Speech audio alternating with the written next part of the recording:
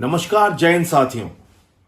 आज संसद में जब मैं अपनी बात रख रहा था वंदे मातरम के बिल के ऊपर, और मैंने कहा कि वंदे मातरम का अपमान बिल्कुल नहीं होना चाहिए, राष्ट्रगान का अपमान नहीं होना चाहिए, राष्ट्रध्वज का अपमान नहीं होना चाहिए। और इस संदर्भ में मैंने ये बताया कि आरएसएस ने 52 साल तक तिरंगा झंडा आरएसएस के मुख्यालय पर क्यों नहीं फहराया। मैंने ये भी बताया कि किस तरह से राष्ट्रीय ध्वज के खिलाफ अभियान चलाती थी आरएसएस। और मैंने कहा कि डॉक्टर हेडगेवार का मैं एक पत्र पढ़ना चाहता हूं। पूरी की पूरी आरएसएस चिल्लाने लगी, बीजेपी चिल्लाने लगी, क्योंकि आप जानते हैं सदन में जो बैठे हुए लोग हैं उसमें ज्यादातर लोग आरएसएस और बीजेपी से जुड़े हैं। इन दोनों संस्थाओं को अलग करके आप नहीं देख सकते। तो क्या था वो पत्र? उनको पता था कि अगर संजय सिंह ये पत्र पढ़ देंगे तो पूरे देश में सच्चाई सामने आ जाएगी, आरएसएस की सच्चाई सामने आ जाएगी, बीजेपी के पुरखों की। वो पत्र क्या था वहां तो नहीं पढ़ने दिया, आपको मैं बताता हूं।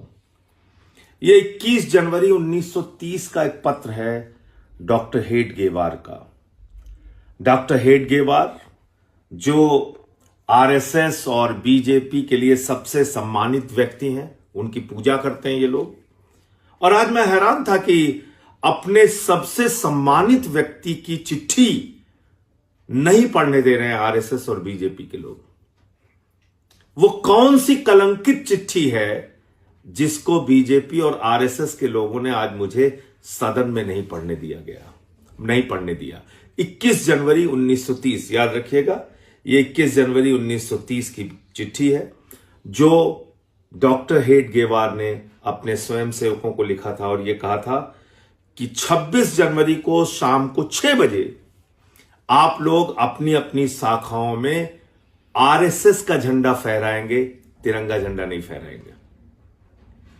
आप जानते हैं आरएसएस की शाखाओं में कभी तिरंगा झंडा नहीं फहराया जाता। तो यह आह्वान क्यों दिया गया था?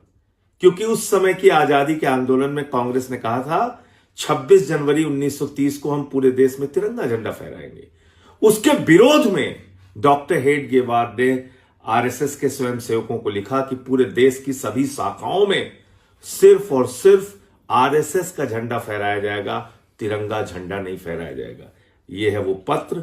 मैं चाहता हूं आप लोग इसको देखें, और मैंने इसको ट्विटर पे भी डाल दिया है। ज्यादा से ज्यादा इसको शेयर करें, लोगों तक पहुंचाएं, इनकी सच्चाई बताएं कि किस तरह से इन्होंने देश के साथ धोखा किया है। दूसरा तथ्य जो मुझे नहीं पढ़ने दिया गया वो भी आपको बता दूं। मैंने कहा कि भाई राष्ट्रगान का भी विरोध आप लोगों ने किया।